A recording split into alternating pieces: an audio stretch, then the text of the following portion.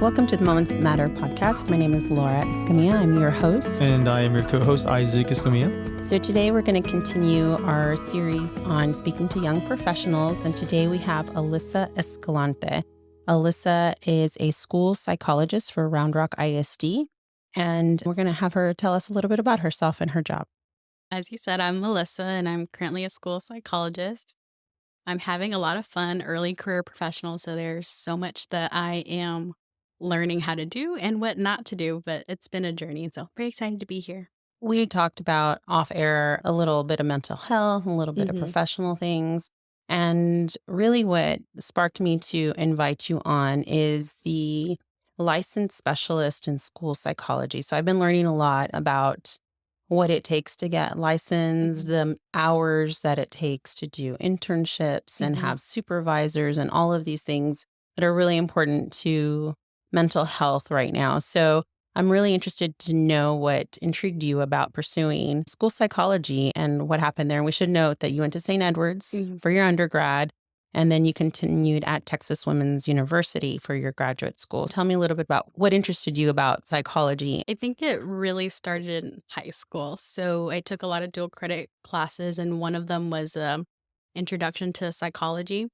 And so I took that one, had a wonderful professor. She was very silly, very goofy, so engaging. But for me, it was really cool to learn how our brain works, and not only how does it work, but that also goes into how we behave. Why do we behave that way? Why do some people think this way? Some people think otherwise. And so doing that course got me really interested. And I was like, I like this field. Psychology is so interesting. So when I went to undergrad, I was like, perfect, I'll keep diving in. It was wonderful in undergrad. The only thing with psychology is that it is extremely broad. There's a million things you can do with that. I knew I wanted to do something, and the easiest way to hone in on an area was to go to graduate school and you specialize in something. And so when I thought about, what I did all the way up until undergrad, I knew I loved psychology, loved the foundation, loved learning, but then I really liked working with students. So in high school, I did student teaching for 2 years. That was awesome. Undergrad, I was a resident assistant, and the whole job is you're helping freshman students or other students integrate into college. So I thought, perfect, I love psychology. Right. I love working with students in the school. And then I found school psychology. And then that led me to pursuing the licensure in the field. This whole thing with COVID, it has really changed the education field and mental health. And so I think that's really admirable that you're diving in to this field at this time, and you're young yourself and you're trying to, adjust and do everything, but helping youth in the school system get through all of their obstacles is really admirable. It's a lot of work because, like I said, I've been looking into all of the hours that it takes to go into this field. And that's one of the most popular majors for our scholarship. If it's business, psychology, and nursing, these are like The top. the top. But you're right, it's very general to get into a specific field. We were just speaking with somebody last week for the podcast. He also went to graduate school for psychology, but he's in research. So that's like a whole other thing. So I think that's really neat. Can you maybe talk to us a little bit about, before we continue further, what you appreciated about St. Edward's and the program there, and just share that information for those who are interested in St. Edward's? I am a big fan of St. Edward's. I absolutely love it. So what I loved most about it was the student to faculty ratio. So for me, coming from the Valley where I feel like you are in a bubble in a sense, I wanted to broaden my horizons, experience different things, experience people. So I thought, okay, let's go to a city. And doing all the research, I landed on St. Ed's because it was really small.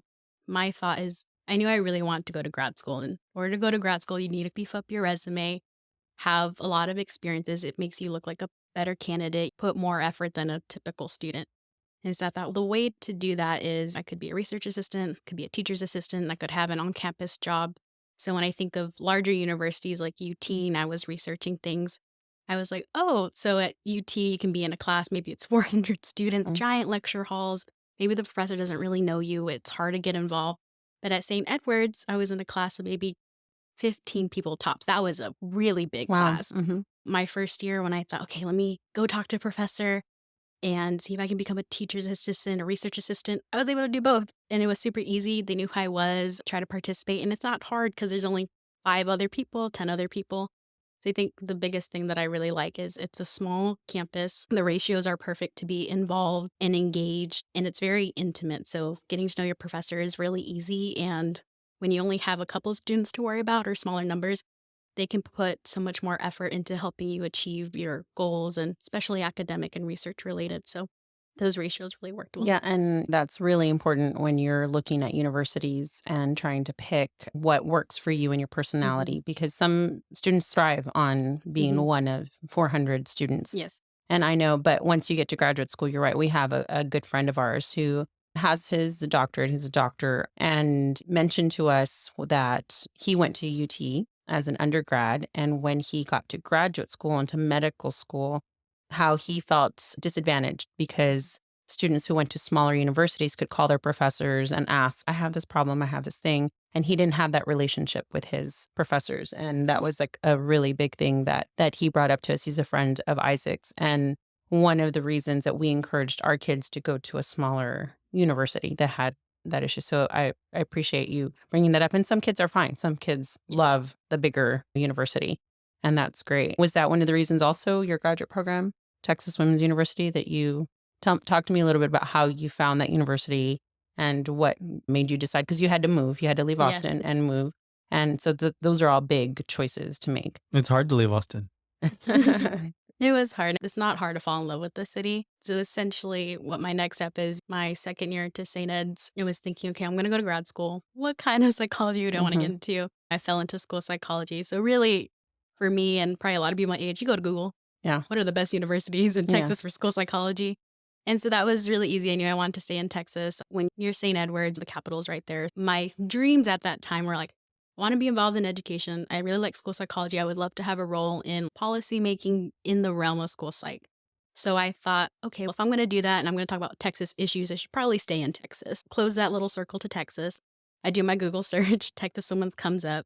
So I applied to a couple of them, but really Texas Women's kept coming up, was the most accredited, had a very long, very lengthy school psychology program. Some of them are new, coming up recently. It's an interesting field. It's a very important field.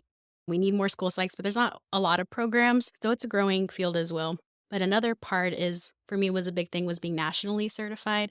So not all school psychologist program have the NASP accreditation. That NASP accreditation is really speaking to, when we look at all of our school psychology programs, those that have the NASP, we really put in additional hours aside from your state licensure, but we went national. So I knew not only is it a good school, but I also get my national license as well.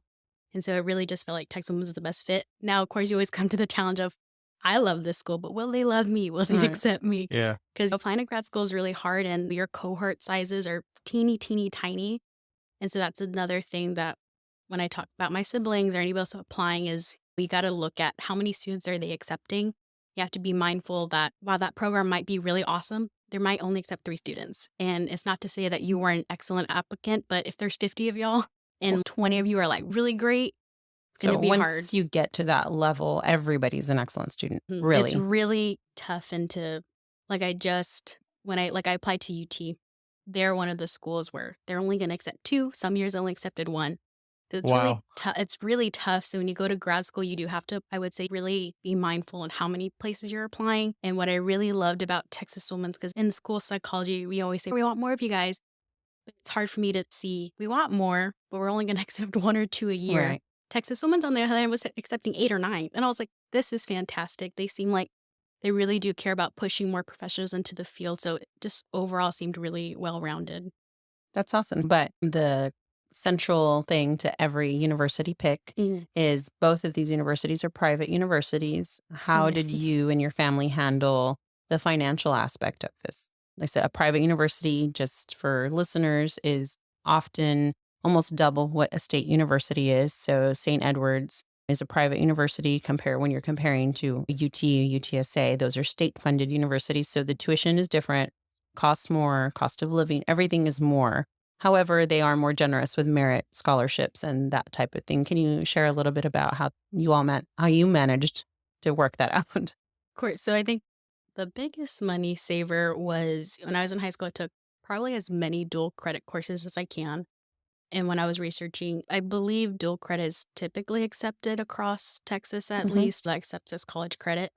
So it can be a little dicey of which private school you're going to. Some of them will accept them all. Some of them only accept a portion. St. Edward's, when I talked to them, they said, we'll accept everything. So I was like, great. That's fantastic. Which Yeah. was awesome, which meant instead of going 4 years at an expensive university, I did 3. That's a whole year off tuition, whole year off room and board, off of your meal plan. So that was a It is huge money saver. significant. It is, yeah, Significant. definitely. And so then when you look at my next 3 years, I still have to budget. Like you said, private schools are pricier. I did the STAR scholarship, Yeah. which was phenomenal. You write your essay, turn in everything, beautiful. I got my scholarship. So that's one thing. The next biggest thing that really saved me money, and I always say if I didn't have this, I wasn't going to be able to go to St. Edward's, was becoming a resident assistant. So I worked for 2 years as a resident assistant. You can't do it your freshman year. It's another role where you're helping students integrate into college for the first time, managing the dorms. As you can imagine, it gets crazy Yeah. and wild. So I had 24 freshmen each year, and I'm helping them with scheduling, peer conflicts. It's 4 to 1 restroom, so there's a lot of conflict that can arise. Yeah. But that role paid for room and board. So that was absolutely free. Got my own room, own restroom, which is magical. That Right. is In at that time. colleges. Yeah. It's crazy. And beautiful. It's a great job. And they pay for my meal plan. That's another thing where those are Yeah. huge money drainers that were gone. I didn't have to worry about that. And Yeah, we then had in our podcast about the food issue and how our Yeah. kids just spend money, most of their money, all of their money on food. food. So if you have that covered, that's incredible. you do get tired of chicken tenders Oh, all of the course, time. of course. There's Yeah. only someone else, but it's a huge thing. And so resident assistant, another huge chunk that I have to worry about. And of course, you still look at tuition. And so another big thing for me is I'm Indigenous, part of the Pasquayaki tribe. They have a higher education assistance program. So I apply every year. They give us a substantial amount, and it increases as you continue through your schooling. So by the time I got to Texas Women, I got more, which helped as well. So really applying as many scholarships as I could, having those dual credit courses early on, knocking off a whole year. That was big. That was such a big thing. And then being a resident assistant helped significantly. You put it all together. That's nice.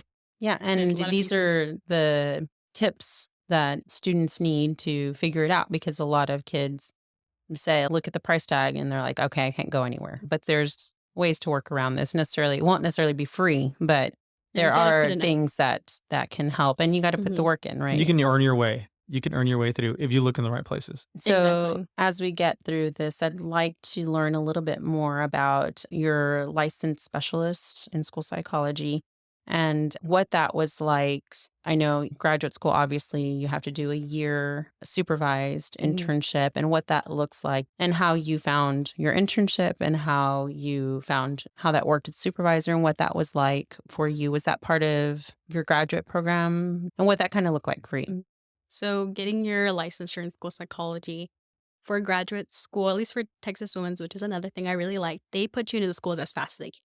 So your first semester, you are in the schools, you are shadowing a school psychologist. Not every program's like No. that, but I really enjoyed it. I was like, great, I'm seeing what this job looks like in real time as soon as I start And that's school. so important. Yeah. So it was amazing.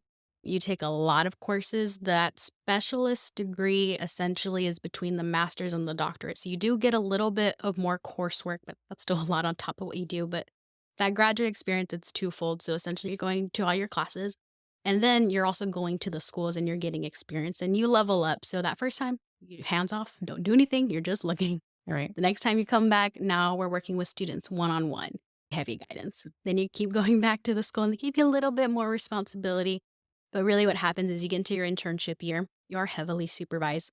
But at that point, it's on the students' shoulders, or we could do our internship anywhere. We had a student in Alaska. Wow. It's up to you. Where do you want to practice? I want to be in the Austin area. And it's on you. We do internship interviews within our classroom. You apply where you want. And it's really, what kind of experience do you want out of your internship? Some are going to hold your hand the whole time, and that's fine. If you want to work at a slower pace, really get more support from your supervisor. Some of them will throw you in with floaties. I picked Round Rock. They throw you in with floaties, a little scary. But I was the acting school psychologist for my 2 elementaries. There was nobody else there with me. It's just me.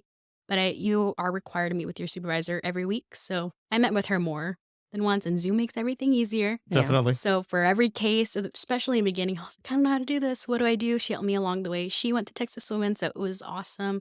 But your internship can be very demanding because, again, it's a field where we are in a huge shortage of school psychologists. The figures are and I may be fudging them a little bit, but we're recommending maybe 1 to 300 students, but really what we're looking at is 1 to 5,000. So there's a Yeah. huge That disparity. is, that's a big ratio. It's really tough. So when you go to internship, they're like, we really need you to work and you have to Right. learn fast. But it's a really great experience. And what's better than throwing you in, let's get started day one. Right. So it You was And really just, do learn that way, though, oh, I right? learned so much. Yeah. yeah, and sure, it's scary, but that Very. is definitely the quickest way Yes.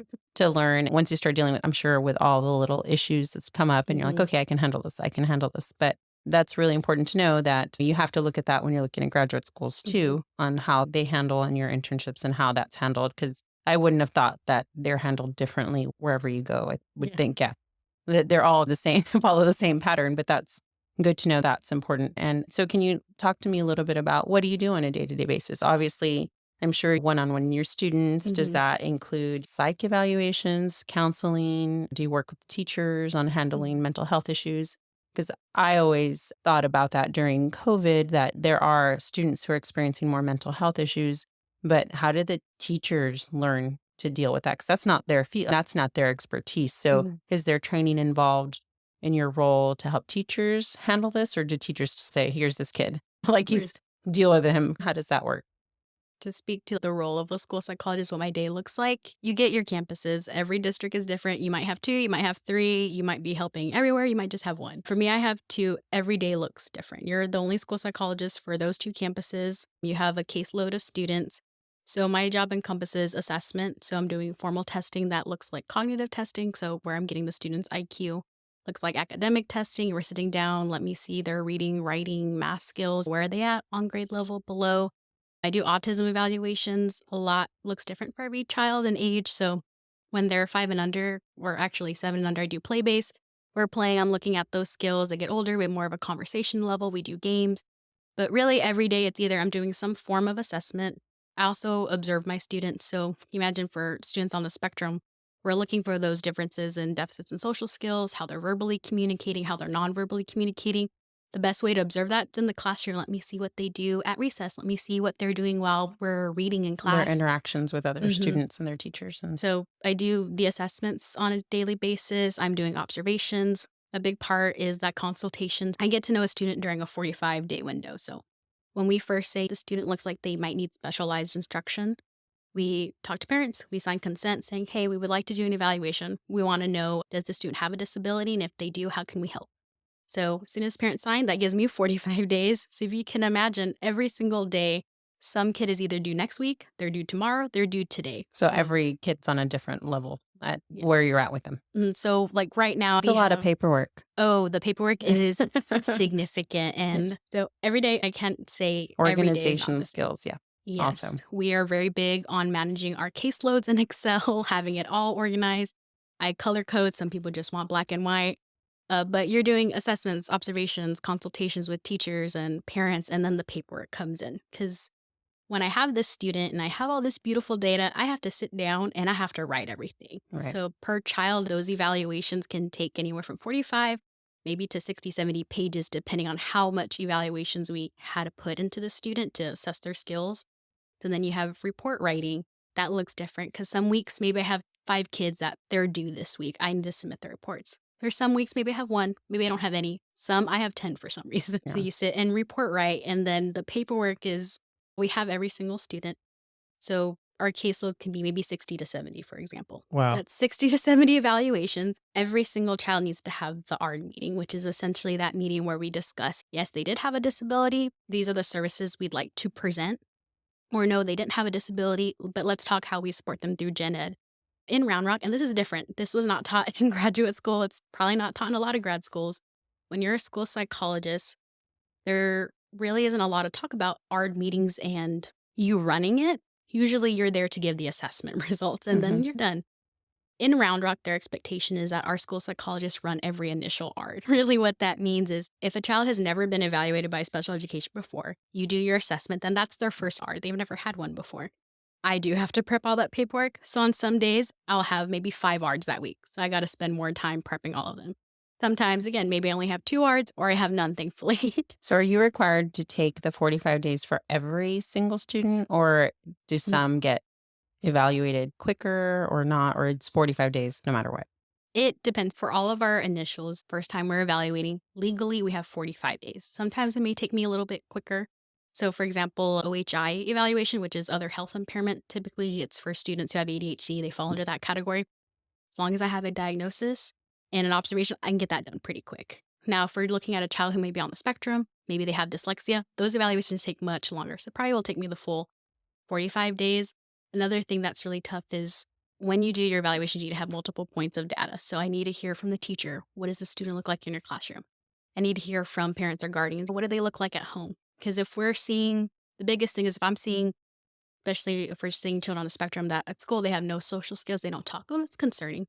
But if I Mhm. talk to parents and they go, oh, he talks all the time. He has great social skills, so playful. I need to dive into that a little bit Right. more. So I was just going to ask if you experience any pushback from the parent where a teacher says, I see these signs, you should evaluate. And the parent saying, no, they're perfect, they're fine. And I ask this only because we have people in our family, they're teachers, Mhm. and that's a common thing that they talk about. No, their kid is doing this in the classroom, but they're like, no, my kid's perfect. They're at home. We don't have these issues. Does that come up a lot? Pretty much every case. It is really hard when you, especially have your first child, don't really know what's developmentally appropriate, what to expect. Every household does something different. But then you look at a teacher and maybe they've had 10 years in third grade. They have a pretty good idea of what's typical, what's Right. expected, and where we should be concerned. There are a lot of times where maybe a parent doesn't have much knowledge of what's developmentally appropriate, where we see those differences. And then there's times where maybe it's a early teacher. They don't really know what to expect. They're still learning. Some children are just a little bit slow at learning. It takes them a little bit to get a hold of the classroom routine. So those teachers may sometimes have a misperception of what's developmentally appropriate or where we should be concerned. Then you talk to parents who maybe they have 5 kids. They have a really good idea Yeah. of these are how teenagers are. Yes. They Right. do XYZ. Yes. This is how my 5-year-old was. These are how my 4 other boys were. Completely So normal. Yes. yeah, so it is a toss up. And that's why when we do our evaluation, so another area I evaluate is an intellectual disability. So when we look at that criteria, they have to have an IQ below 70. That's where I consider.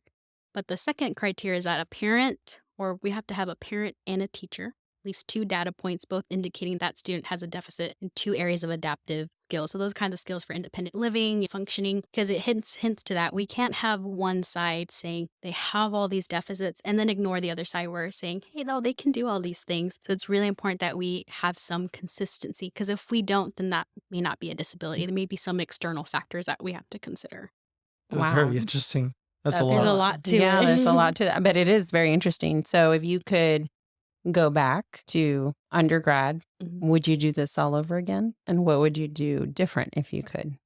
I don't know if I would do anything different. I liked how I did everything. I think I prepared myself the best that I could. You can only do so much as you're learning, and being the first person in my family to go somewhere for college. You do just have to experience it. But I think looking back, the things that helped me were, taking those dual credit courses. I will say a thing that potentially could have changed was just getting more experience, or I guess taking more classes in undergrad on developmental psychology.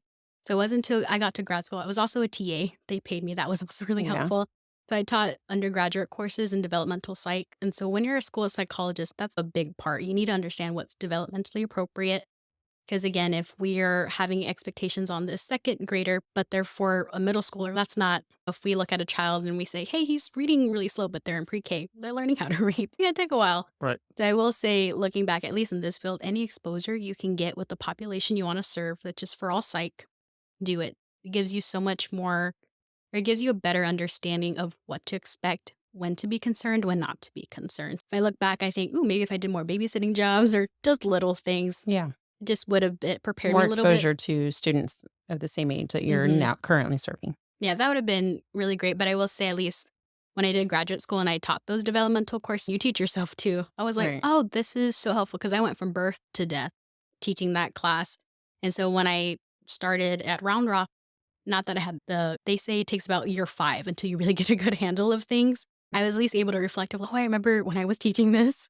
This is what's developmentally appropriate. And then it was Right. easier to stem from that But point. that information and knowledge came from your TA job, not necessarily the classroom. So No. additional exposure is what you're advising if you can. Yeah, so especially in psych, again, it's so broad, you can do so much. So For me, I would have preferred if I took that developmental psych course when I was an undergrad versus waiting till grad school and teaching it. But I Right. wasn't really aware of what that school psych role entailed because I didn't research it until later. Until you were getting ready for grad school. Yes, that's what I would have really liked. It sounds as if you know that's what you want to Mhm. do, you should plan differently, but you Yes, didn't really figure out what you until wanted to later. specialize in till later. And Mhm. I think that's pretty common. So I wouldn't be too hard on yourself about that. Off mic, we were talking about your younger siblings and what that looks like. So if you're going to give advice to your younger siblings, to other parents, to other students out there that are interested in this field, what would you advise they look for in a program, in a school? And you've already mentioned doing a TA and that kind of stuff, other things that they can do to be successful at this in this field. I think it goes beyond the field. So when I look back at my time going to school and I look at other students or other families preparing their children, I think one thing we forget is that I would consider myself pretty smart. I can grasp onto a concept fairly well. But when you're going to school, whether that be undergrad or grad, you still have to survive. You need to Right. feed yourself. You need to Yes. take care of yourself. You need to know what to do when you're sick. You need to know what to do when your mental health is bad. So I will say if parents can try to develop those independent skills because and we say this in the field of school psychology, if we're not regulated, we don't have our basic needs met, we can't learn. So it's a Maslow's hierarchy of needs. Yeah. Mhm. So really it's so important that before we can even learn, make sure your child going into undergrad, they know what to eat. You can't eat chicken tenders every day. That's not going to Right. help. We can't be having 2 hours of sleep every night. I need to fix those foundational things. Now, I'll say like in preparation for the field of school psychology, again, when you're going into undergrad, take all those developmental courses, take all of the counseling courses as well as many as you can to get that foundation. Because there, for example, I took a serial killer class. Wow. Sounds fun. So fun. It was one of the hardest classes I had to take, but it didn't necessarily prep me for the field of school psychology. Maybe if you're working at a high school. Maybe it is Well, let's hope tough. not. Let's hope not. Or forensic psychology, which Right. is also very interesting, Mhm. but it wasn't going to help me in school psych or that or adult counseling as well. You work with children age from 3 to 22. Really gearing towards that developmental part would be very helpful in prepping you So for, you would have grad. adjusted your courses a little more Yes. to what you wanted to specialize in. If I had known what population I wanted to work with, it would have guided how I took my undergrad courses. Because I know at first I didn't know, do I want to be a child psychologist, just work with children, or do I want to be a counselor and I'll work with adults? And then you dive into which mental health disorders are we going to focus on. Yeah. There's so many, but if you can figure out the population you want to work with, that's going to help guide your I coursework mean, much because better. as just based on the courses you were taking, the psychology is in everything. And like you mentioned, law enforcement Mhm. and approaching families. So there's like a different aspect there.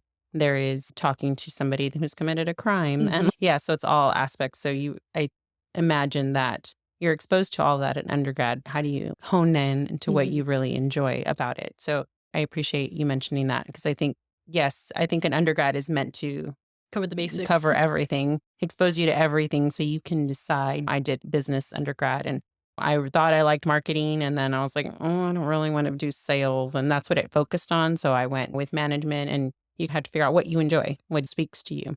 So I appreciate you giving that advice. And just to wrap it up, what changes do you see working in the field? As we've really been asking all the professionals this, if things are changing with AI, with all of these other things that are developing, how is that affecting mental health? We did speak to somebody in AI last season who was talking about special programs helping with students if they're having anxiety, if they're having these kind of things. Are they affecting your school, your work now? Anything that is changing in the field as you're going through it?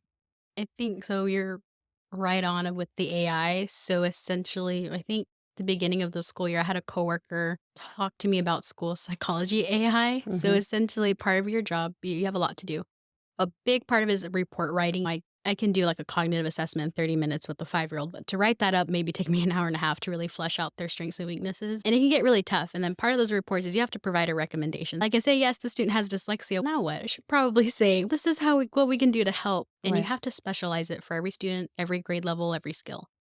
And so she introduced me to school psychology, AI, and I always thought the field of mental health maybe wouldn't really be touched by AI since it's that human experience truly at its core. So I was a little shy at first, and I went on. It's made by psychologist Brian McClure. He is absolutely wonderful, but it's been such a great tool, and I've used it from. I've advocated it to my coworkers as well who've used it. But essentially, I could say, "Hey, I just qualified," and we would phrase this differently to the robot. Of But course. for example, sometimes I'll have, okay, I have a 5-year-old on the spectrum. What sensory recommendations can I provide? And then it'll give me a list of them, and then I can tailor that to the student. Or I can say this student has a weakness in reading comprehension. What kind of accommodations could we provide? And it'll give me like these wonderful lists that I can again tailor to that student's specific needs. And it's advanced to it to a point where when we do our assessments, we get a report. It's all numbers, and then I interpret it. Now it's gotten to the point where I can submit that report and it'll interpret it for me, which is so interesting. I haven't tried it yet, but I've heard really great things. So I will say at And least makes you more efficient, right? Because now probably a report that may have taken you an hour and a half might take you half an hour or yes, it does help cut on the time. And then another part of my role is I do counseling. Now, for a school psych, the population you work with is special education students. So you really need everything specifically tailored for every single student. And it's in legal paperwork as well. So if I'm saying I'm going to do XYZ, there's a legal document stating that. So part of counseling, we do have to have IEP goals. So those specific goals that at 9 weeks, we want the student to do this. The most common one is developing coping strategies. So like you had mentioned, mental health, and it's pretty intense right now. So I have a lot of students who have severe anxiety or depression. So I counsel with them once a week. So the school AI has been really cool because I can say, okay, I have this 5th grader struggling with depression. Can I have a list of coping strategies? And it's really great because I can share those resources with parents. And again, I tailor it to the student, or it can guide my counseling session. So it really does help cut on the thinking, because the way they designed it is saying this school AI has the mind of a school psych. In a lot of ways, it's instead of maybe trying to consult with a colleague, we're all so busy, it's hard.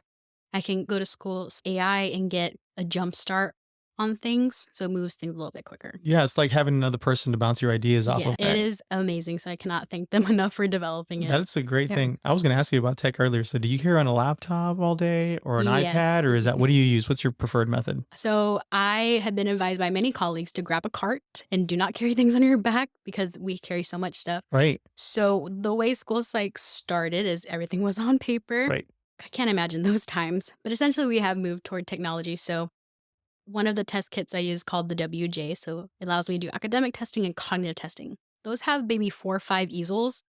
I can't imagine how much they weigh. And then you have to have the paper booklets, and it's in a giant duffel bag. It is extremely heavy. Wow. That's not the heaviest one. The heaviest one is the ADOS, so that's an autism assessment. The best way I can describe it is an XXL suitcase. Wow. Has so much stuff in it. We've gotten to a point now where I can do my cognitive academic testing on 2 iPads. That's Which great. is brilliant. So it minimized that. For sure. And then I do use my laptop. So laptop, especially nowadays, Zoom is everything. We have all our ARDs on Zoom unless the parent requests it in person. So all my meetings, all my consultations, they're on that laptop, all my report writing, all of my programs where I send out rating scales and assess everything's on there. So I carry my 2 iPads. I carry my computer, and I have 2 offices at each campus. And so those hold all my toys for all the children when I so work you don't with have to them. carry them campus to campus. Yes, kind of it thing. is hard though, because now I have double of everything. I imagine. Follow up, PC or Mac? Is that what do you carry? A Mac or a PC? A laptop? A Dell. They give us a Dell. It's a Dell. one. Yeah, Yeah. PC. You're so close. You're in Round Rock, right? Okay, it's got to be a Dell. Which is usually what That's the norm. school- That's the K-12. norm. Yeah. We issue. I have a school issued laptop. Most people have laptops. So it's Yeah. my little laptop. The laptop I do carry, I have to carry back and forth, but everything goes in my cart. So I'll carry my iPads, I'll carry my laptop, and then my protocols, and I'll cart away. And you to roll my- that around. So And I it's roll not that just around. you through a hallway, like you're coming with the whole train. Oh, They know you're I'm- coming. Yes, I'm coming with a huge thing, which is such a big difference because I can't imagine where, okay, I have to give this cognitive assessment at this school and I need to give XYZ assessment. And I can't imagine carrying 5 huge duffel bags Yeah. of all the tools where now I can just carry my iPad. They're so heavy, but Yeah. better iPad than 5 different bags and easels. And if you can imagine, kids are sticky Mhm. and touching things isn't Oh, always welcomed. So it's nice to I have an iPad and clean it really easily Yes. versus, oh, I tore a page out of the booklet. Yes. Yeah. Here we Yeah. are. Very super good point. interesting. So tech has been super helpful. Great. Very Yeah. cool. Thank you so much for sharing. I learned a lot. Me too. It was very interesting, but Thank you so much for sharing your story and giving advice to parents and students. We really appreciate it. Thank you. Thank you.